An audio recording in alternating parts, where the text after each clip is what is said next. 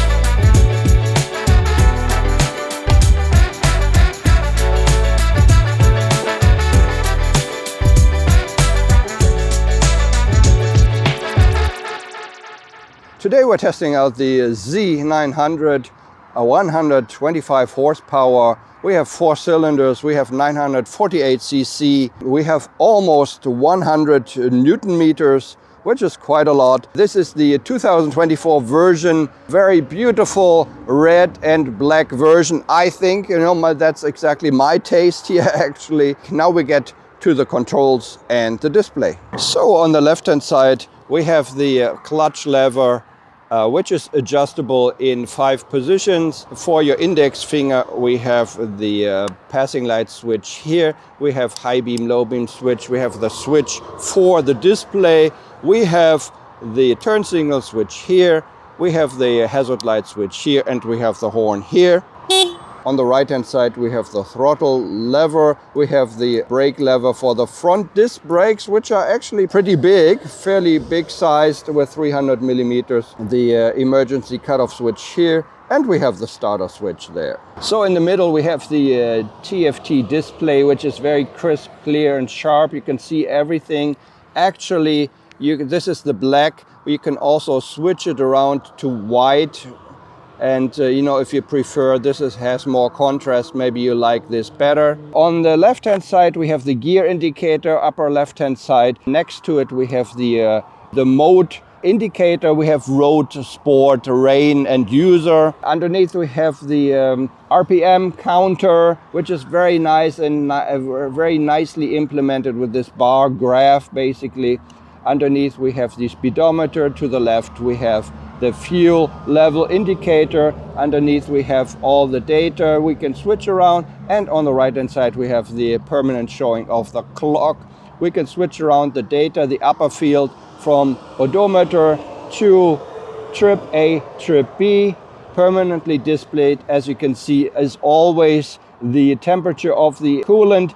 If you switch it to the user mode, you will not be able to see this value anymore, because in this field there will be something else. Underneath we have the range indicator in kilometers, which is very nice. You don't get very far with this, although we have a 17-liter tank, but we use quite a lot of fuel. I used to own actually the 48 horsepower version. It guzzled up the gas at least 6.5 liters. So you don't get very far, 200, 250 kilometers, I would say. We have the range, we have the average speed, we have the total time, We have the battery voltage, the actual fuel consumption, average fuel consumption, and that's all you can show there. We can also go into the display if we press the two buttons at the same time. I don't want to do this because I might get trapped inside of there. You can change different settings, units, time, and you can connect it to your phone, to your smartphone. Unfortunately, the smartphone, well, the connectivity I think is not bad, but all in all, it's not very nicely implemented, and so that's why I actually didn't use it. Honda has a similar thing. It works much better. Every time you come to the bike, it automatically connects and everything. That's quite nice, but here Kawasaki cannot really praise that very highly. Yeah, that's all about the display here.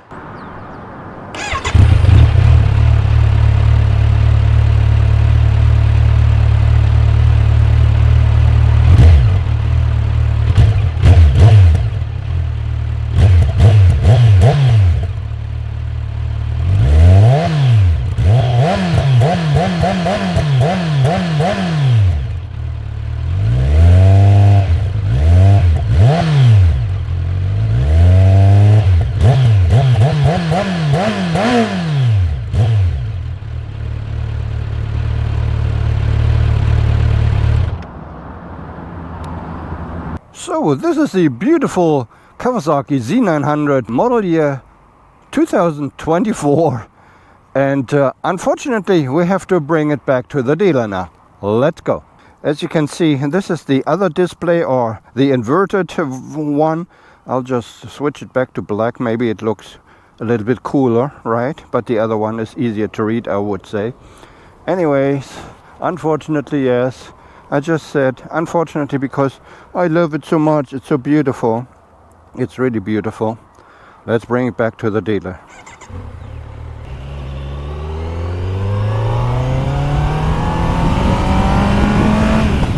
The first thing that you notice, I know I'm a scooter tester, so don't expect much from me on this test ride. I have tested the Z900 quite a few times already,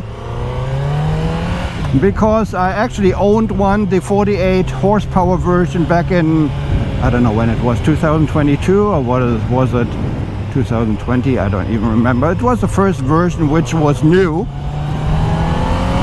which basically looked like this one. I mean, there's no change, only the colors in the last couple of years.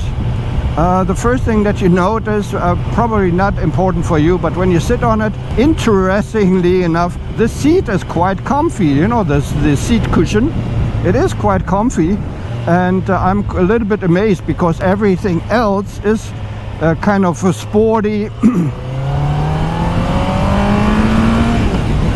It's very sporty, it feels very sporty. We have good brakes in the front. Yeah, everything just feels just about right, at least for me. I'm a more of a casual rider, I'm not a sporty rider. But it is definitely nice, and it's definitely a jewel to look at. Very nice, especially in these colors this year, 2024. I like it very much. The handling, everything, I cannot say anything about it. It's just fantastic. If you are a professional or a pro rider or know a lot about motorcycles or have a long experience, you know, long-standing experience with these kind of bikes, then you probably enjoy it very much. One thing that I noticed already, it was the same as with my other bike, with my 48 horsepower version, that the rear tire likes to slip quite easily when you change gears or something like that, especially in the roundabouts and so on. So you have to be a little bit careful. Although you have traction control, you really have to be careful with this. The shifting, the clutching, everything on this bike, and on most of the other Kawasaki bikes actually, it just feels right. Yeah, it's a naked bike, so you have all the force of the wind onto your body here. It is a joy to ride, what can I say? It has very hard suspension, you know, very sporty.